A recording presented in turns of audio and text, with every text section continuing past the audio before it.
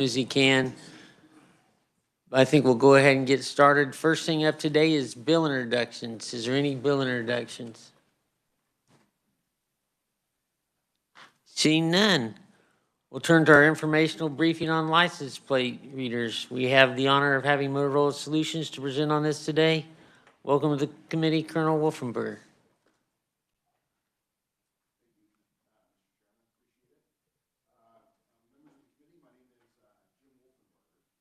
And thank you very much. I'd like, with the permission of the chair, to go ahead and proceed with the briefing. Yes, you may. Excellent, thank you. So again, my name is Jim Wolfenberg. I'm a retired chief of the Colorado State Patrol. I served my last 4 years in uniform as the chief of the Colorado State Patrol next door, just to the west. For the past 10 years, I've been working for Motorola Solutions, and here today to be able to talk broadly around the area of license plate recognition and give you a briefing on the technology and then respond to any questions as is necessary. You know, just briefly, what I'd say is Motorola, probably many of you know Motorola from these, two-way radios. This is kind of the history and legacy of our company. They're founded in 1928. I tell you this just by way of background because oftentimes when Motorola comes to provide a technology conversation around something other than radio, a lot of times people wonder why. Motorola sold its mobile radio or mobile cellular telephone. Some of you remember those StarTACs, the flip phones.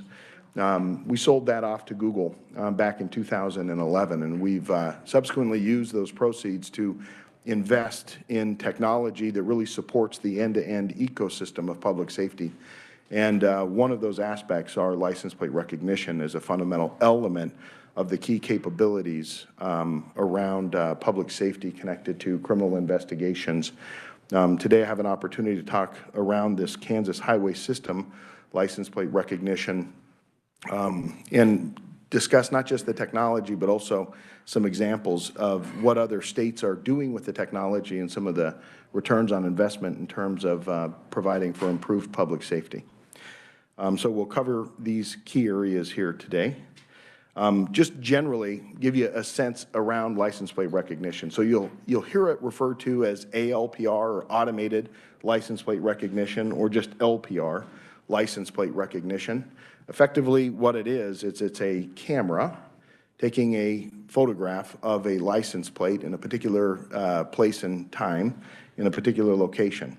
So you'll see there are a number of different ways in which the detections can take place very agnostically.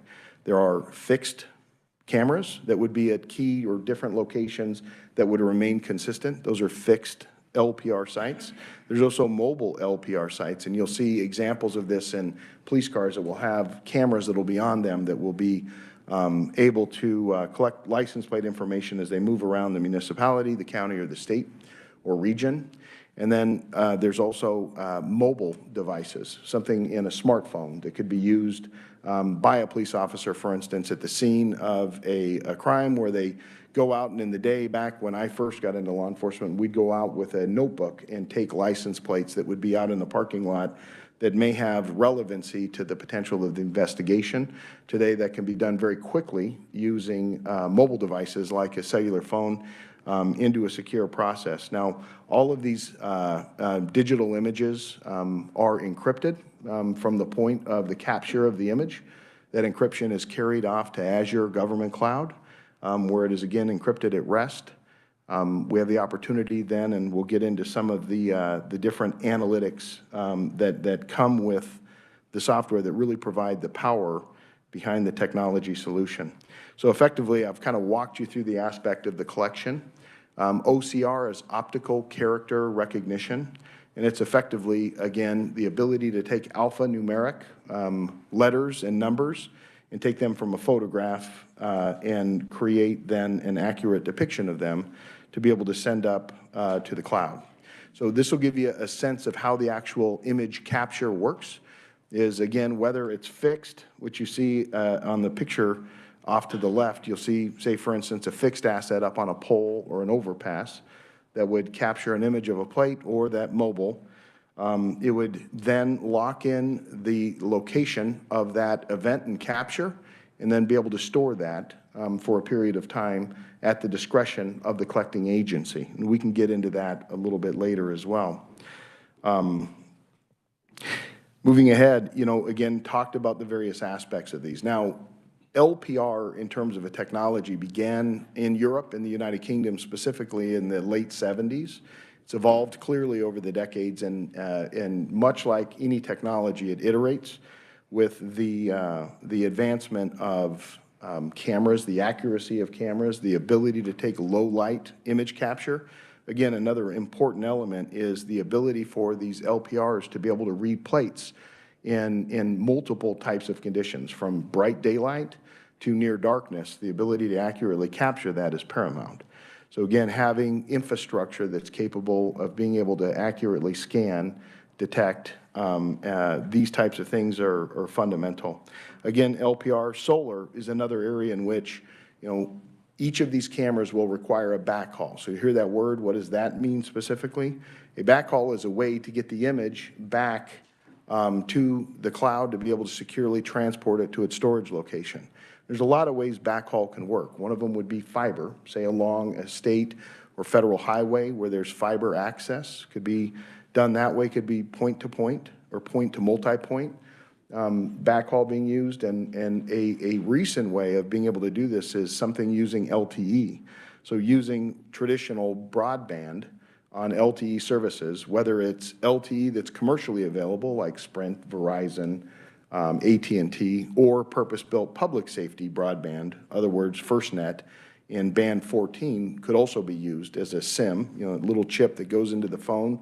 It'd be the same way on some of the small remote, and we'll talk a little bit about that in terms of how law enforcement agencies can use license plate technology in a way that allows them to be able to do it in places, say that you have an area remote in the state or a part of a county or a part of a city where there's illegal dumping that's occurring. A popular way of being able to provide for some evidence collection to find out and determine who is actually dumping that material, they can place effectively portable, quickly deployed license plate recognition that can even be powered by solar, and then using the LTE to be able to broadcast that information back. It's proved to be very useful for law enforcement agencies.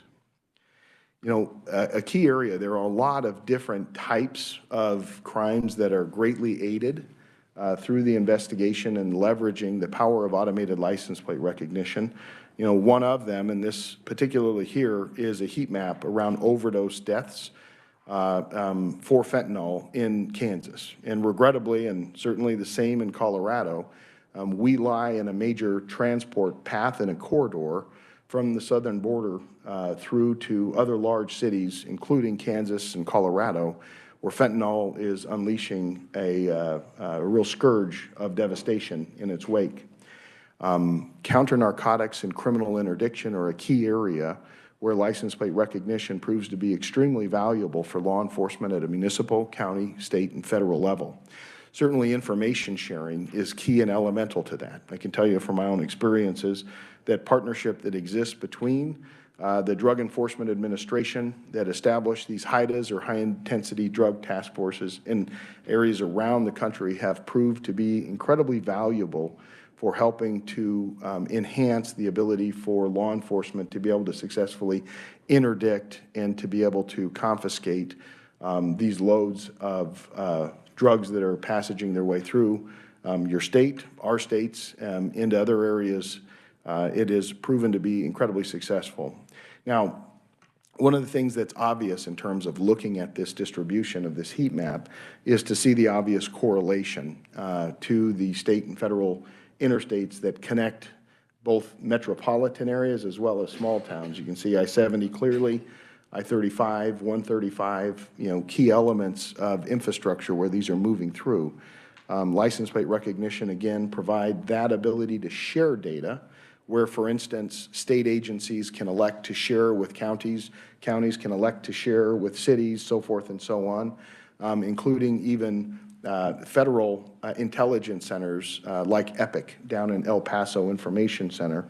That is one of the key areas of transmitting and distributing and analyzing data to transform it into intelligence to be able to help inform operations and give our frontline responders an opportunity to be able to be successful in interdicting this type of conduct. Now, one of the things I wanted to highlight before we really get into some more of the, oh, I'm sorry, did I? Okay.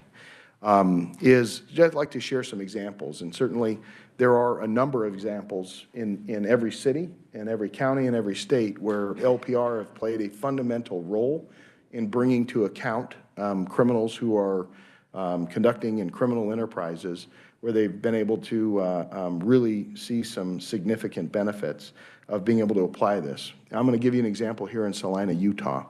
And these slides I know have been made available to each of you, and we'll also give you an electronic copy where you can click that link, because there's really detailed information to follow some of the examples. And these are just great examples of how the technology is being used. In Salina, Utah, Salina really sits at about the end point of I-70.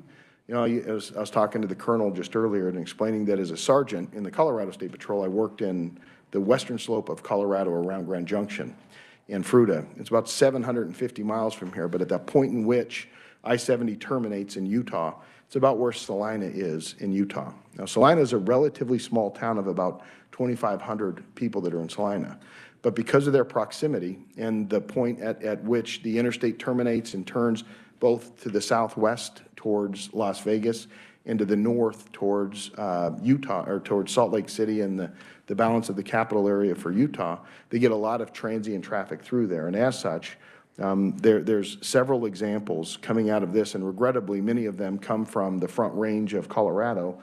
There's an example here where a person was kidnapped and brought back over. They had access to the information. The Colorado agencies had shared across with the state of Utah. The Utah Highway Patrol was able to successfully intervene in this case, and in Salina, along with the police department, they were able to effect an arrest. They've got many examples of this, and the area in which the chief in Salina is really committed to having the type of technology that can be able to successfully mitigate and hold to account traffickers that are using our infrastructure to be able to conduct their crimes. You know, there's a couple of examples from Hoover, Alabama.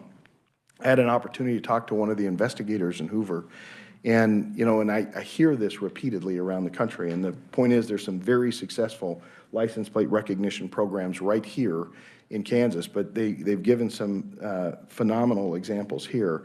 There's one where a pickup truck that was reported stolen out of North Carolina was scanned and detected in the area around Hoover. They effected the traffic stop, and they ended up taking, after interviewing the subject, the driver into custody for receipt of stolen property. They were able to identify some indications of blood and found a knife hidden in the back compartment of the pickup truck, and were later identified with, and coordinating with the North Carolina authorities, that the individual had in fact committed a murder of the owner of the truck, and they asked that he be held on that and was subsequently extradited back to North Carolina. But really, it's fundamentally that scan and talking to the officer that had effected the traffic stop. The actual tailgate was down, making it difficult for the human eye to actually capture the license plate. But the LPR scanner on the front push bumpers of the patrol car were able to effectively capture the scan, providing that reason for the contact to be able to conduct the interview and subsequently the investigation and the following arrest. So it's, again, a great example of the power in there. There's another case right out of Hoover, and this one I found particularly interesting because it dealt with interstate crime. Now, LPR in and of itself, this idea about being able to capture an image of a plate, translate it to OCR or optical character recognition, the real value with this is being able to apply analytics and the information sharing to be able to help elevate the information and provide some intelligence connected to the plate.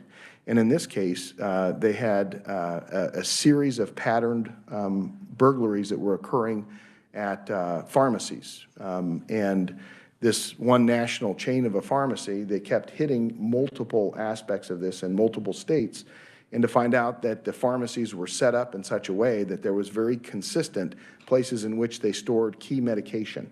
So as they would break in, they would know right where to go to get the types of drugs they were looking to be able to go take during the course of their crime. Through the course of this investigation, they were able to identify that one of the vehicles that were scanned turned out to be a rental car from an adjacent state. They contacted the rental car company and were able to ascertain that this individual or group of individuals had been renting vehicles. Subsequently, they'd come in, they'd turn them in, they'd go back out, they'd perpetrate these crimes, they'd return the vehicle back. So it was really able to put together a very complex web or a mosaic of the different locations these vehicles were traveling to that corresponded with the burglaries that were occurring at these pharmacies. Again, a great example of how a technology through the analytics can provide the information and intelligence necessary to accelerate a criminal investigation and subsequently be able to close it in a way that really brought about accountability and safety in multiple states.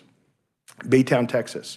Any of you familiar with Texas? Baytown is just south of Houston, greater Houston, Harris County, and it's an area where they have a significant amount of people who come into the city for refineries to be able to work in refineries, and then they leave.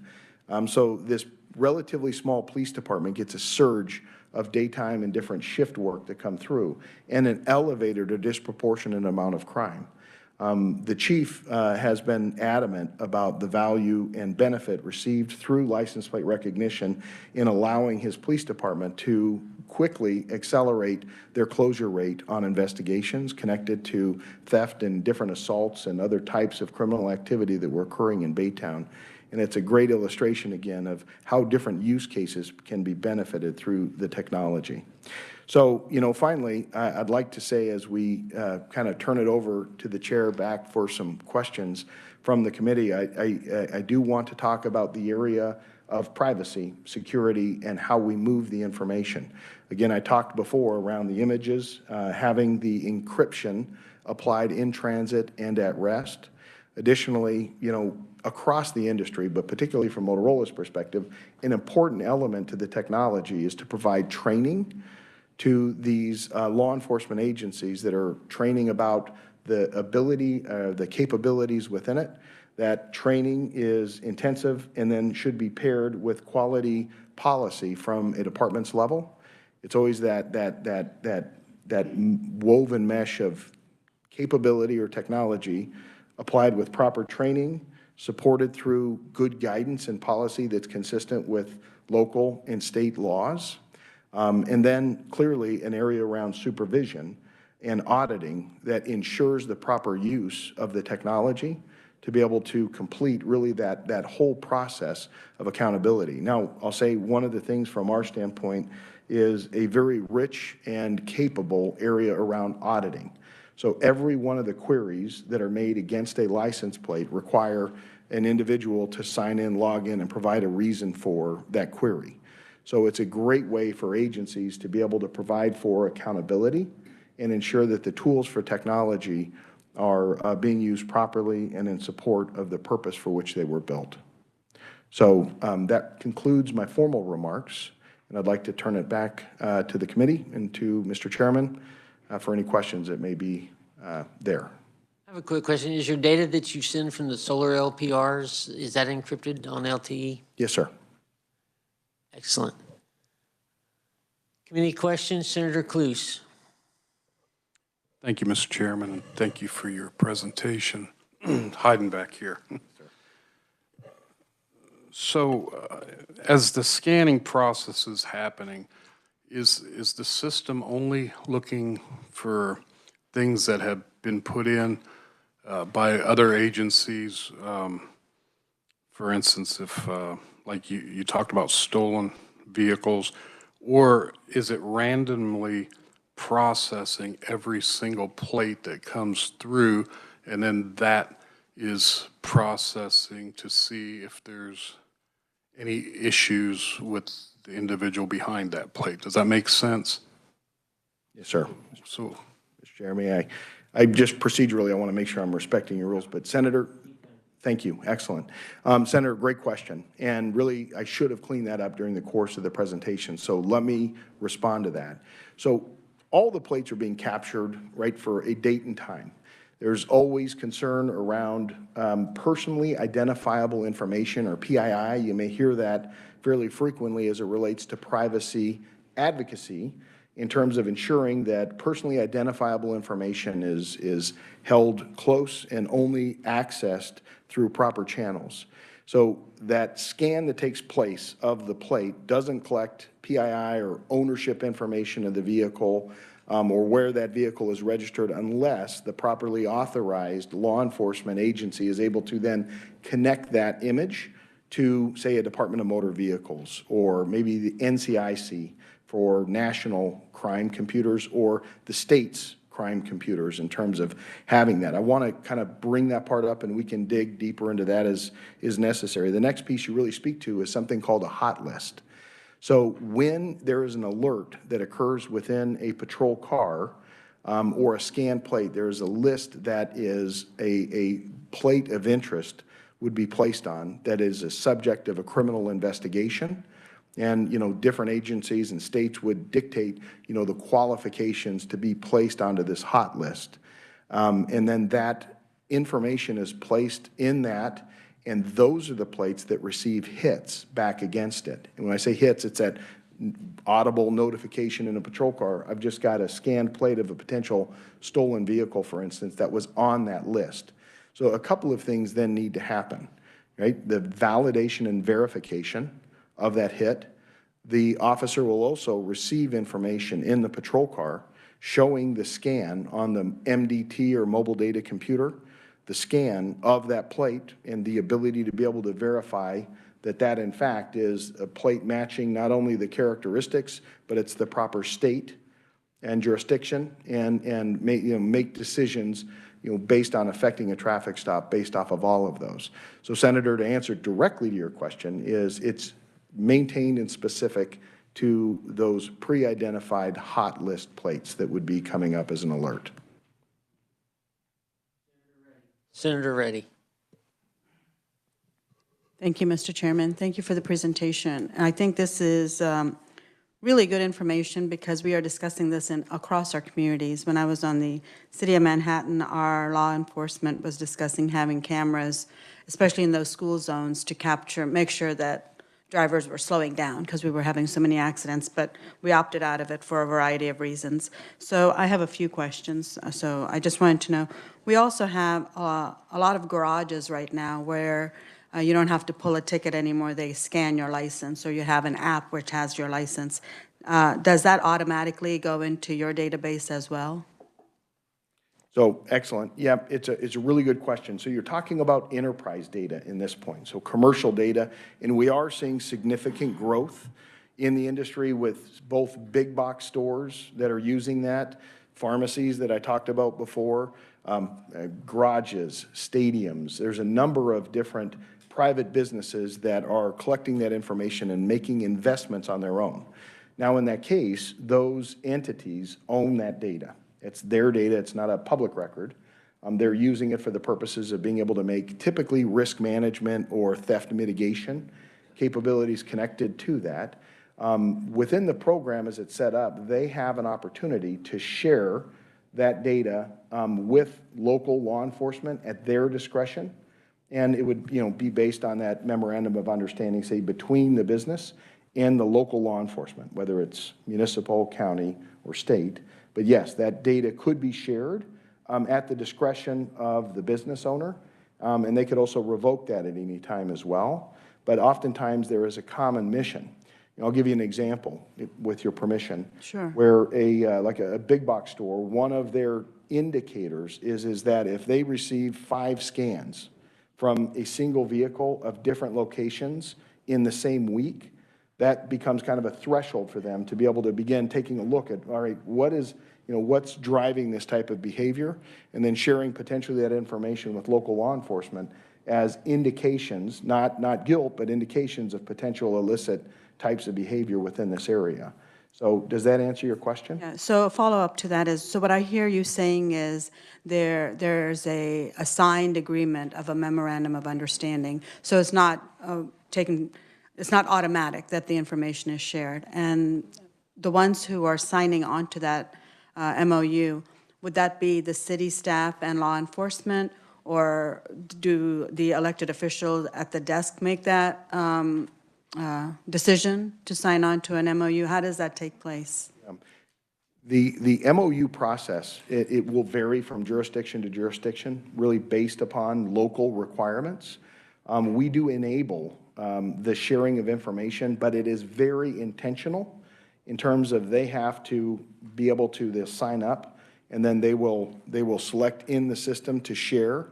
And then all of that process with local requirements about whatever the local decision is about who are the required individuals to be involved with that would be.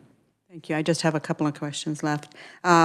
So as we have more data coming in, how do you have enough data space, technology space or cloud or whatever it might be? What is the cost of that? And second, I would assume you are capturing more crimes as well. So are you requiring more staff now that you can recognize and you have a sense of an easier process, let's say? Are you in need of more staff to make sure you are enforcing the laws because now you have a better way to detect where it's happening? Thank you. Yes, ma'am. Really good questions. I'll deal with the first one around the area of space and capacity. The actual images that are collected and the associated metadata with them are relatively small. And in terms of scalability of storage, we are able to scale effectively to be able to manage that. From a cost standpoint, varies in a lot of different ways, Senator. But they're built into typically a subscription, within each of that is pre-formatted, that is understood really ahead of time. And then secondarily, may I, and I want to make sure I get that kind of last point because it was a good one, is our experience typically that our customers or law enforcement agencies need to add additional personnel to be able to surge, to be able to support the type of information that's being received. Typically, it's the other. Now, not everything is always the same, but you're really in an era of doing more with less. This is a type of technology that can extend the ability to be more present and to be able to have a higher degree of qualified leads to be able to be effective at their job, leveraging technology as a force multiplier. That's not universal. I'll tell you an example that I've been aware of in the past are some county sheriff's offices, many of whom have like a warrants officer that will go out and serve warrants, that'll look for individuals with warrants. There's several examples at different counties in which they've actually had to add some warrant personnel, only in the sense that they're getting so much richer data in terms of being able to find people more quickly and more safely by leveraging some of this data. So there's usually not a single answer, but generally, Senator, we find that this is a force multiplier, and it provides that additional benefit, again, for agencies to be able to augment their capabilities with current staffing. Thank you, Mr. Chairman. That's all I had. Thank you for your responses. Committee for their questions. Senator Schallenberger. Thank you, Mr. Chairman. Thank you for being here. Excuse me, I have a couple of questions. First of all, I remember Motorola television, so we're way back before you started. Are there competitors in this field? I'm sure there's a lot of cheap, or I shouldn't say that. I'm sure there's a lot of people that do the cameras. They're not hard to come by anymore. So you have a lot of competitors in your field. That's my first question. Yes, Senator. There is a number of competitors in this field. In terms of, numbers, but yes, there is competition in the field for sure. And I know that the Kansas Turnpike is going to a toll-less system, and I'm sure that requires a camera. Are you involved in that process or those processes? Senator, I don't know. I honestly don't. If we are, we'll make sure to get that information over. As it relates to KTA specifically, I don't have access to that information. Thank you. And finally, I think that Motorola, and I may be wrong, is still an American company in this business, which is somewhat unique, I think. Well, I'll tell you, and Senator, I bring up the point about Motorola early. We were founded in 1928 in Chicago, Illinois. We're still based in Chicago, Illinois. Motorola is a significant manufacturer today of video equipment. We produce our equipment in the United States for our North American in Richardson, Texas. We also have a plant up in British Columbia in Canada. But yes, sir. Senator Dietrich. Thank you, Mr. Chair. Thank you for being here. Very informative. So we have a lot of license plates being stolen and, a lot of issues with that. So how does your system, deal with those kinds of hiccups? What kind of problems do you have and how do you solve those? Yes, ma'am. A really great question. And it's an important distinction because certainly, the act of taking a plate off of one car and putting it on another is not a novel type of a way to be able to elude law enforcement, for instance, and try to push away accountability. So one of the ways in which we deal with that, again, is collecting additional metadata connected to the scan that look at vehicle color, vehicle type. So it might be a white pickup truck licensed out of Colorado, and for instance, and you see this now when you get the scan, you get a hit, and you notice that that's coming back, but it's on a green minivan and not on a white pickup truck.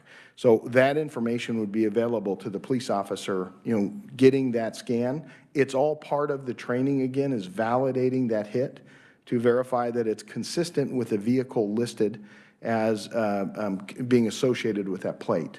But so there are safeguards built within that. And again, the technology provides the training supports and ultimately the policy and supervision really oversee at each agency. It's a really good question, though, Senator. Committee for their questions, Senator Cluse. Thank you, Mr. Chairman. Just one last question. Are you guys been able to use AI in this at all, or? Yeah, so artificial intelligence, can be used and really built into the program to be able to highlight helping to refine the searches and ensure that there is, leveraging the technologies to really highlight key plates. So yes, AI can be used to be able to accelerate some of the responses. And if I may say, Senator, Motorola has a policy really defining, how we work and develop within artificial intelligence, how it's used. Motorola really believes fundamentally in AI serves as a way to be able to surface insights that exist in large data, but we fundamentally believe in keeping the human in the loop and that AI don't make decisions in isolation, but that's information presented to an analyst, to a police officer, to be able to make informed decisions with that. So that's really an underpinning of our approach with AI development.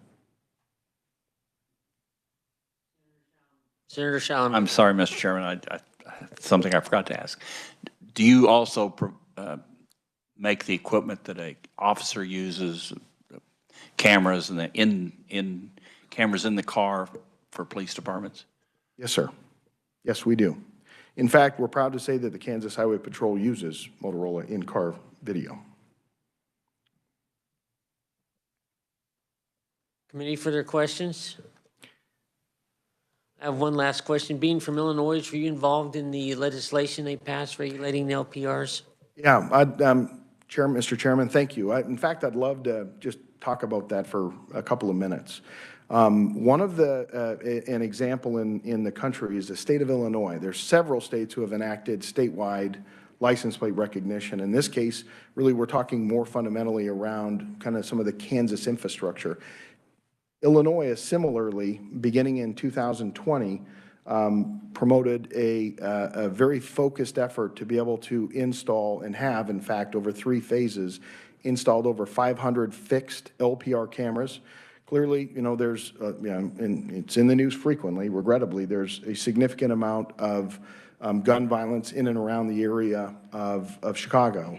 And one of the things that Illinois has done is in cooperation with IDOT, their Illinois Department of Transportation, and the Illinois State Police have aggressively moved to be able to provide infrastructure within the state of Illinois and have seen remarkable results, significant reductions, not only in gun crime itself, but a higher rate closure for homicide cases and an over 200% increase in stolen vehicle recoveries. That's kind of one of the table stake elements of stolen vehicle recoveries that they've been able to greatly improve in the state of Illinois.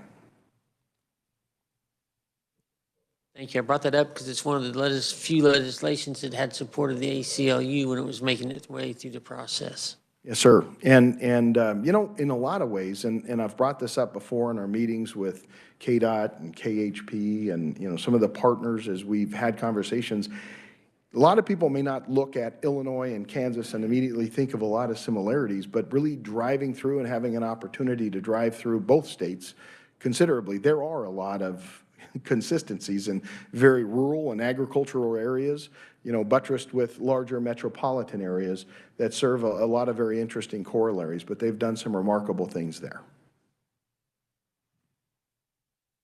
Senator Cluse. Thank you, Mr. Chairman. You talked about the private sector earlier. So, and I may have missed it, my apologies if I did.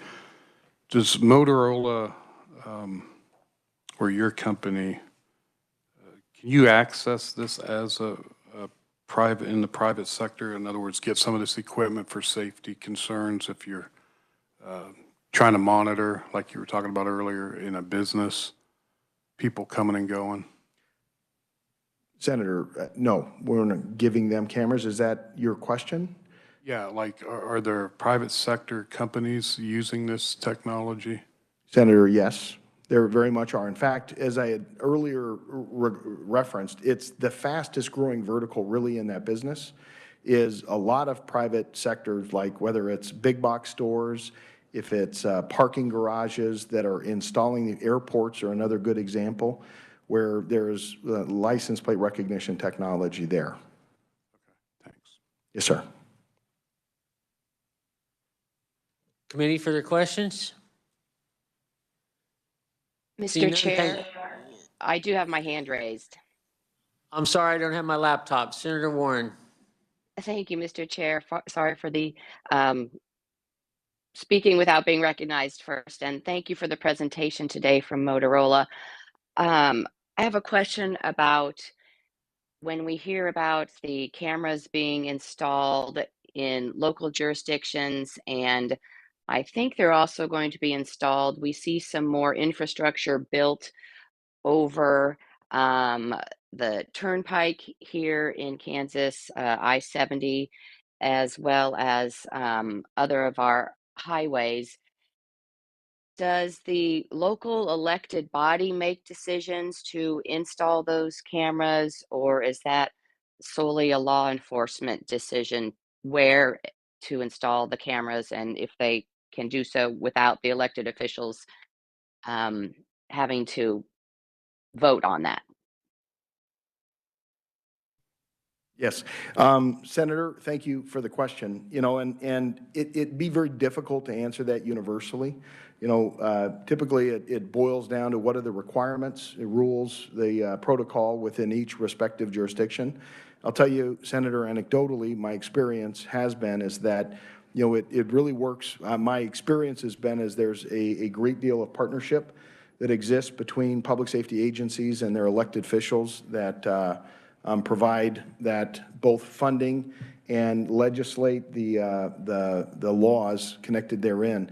My experience, Senator, is I've seen a great deal of collaboration. I know, for instance, in referring back to the Illinois example, I know that they're very data-driven in their approach to where the cameras go and in consultation with both their elected officials as well as community leaders. So I see a lot of best practices that are displayed around the country, and typically my experience is that the more interaction and communication that occurs, typically the richer the results. Thank you. And I would think, like you had just said, collaboration would be necessary and kind of best practice between your elected officials and law enforcement as well and community leaders. So thank you very much. Thank you, Mr. Chair. Committee, any further questions? Seeing none, thank you very much. Appreciate your presentation.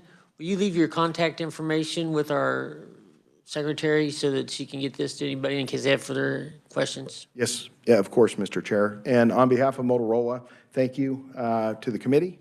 Thank you, Mr. Chairman, and we've enjoyed ourselves. Thank you. Thank you. There you go. Senator Corson, did you have a bill introduction? Just wanted to make sure since. I did all mine yesterday. Excellent. See no further business to come before the committee. We are adjourned ahead of time.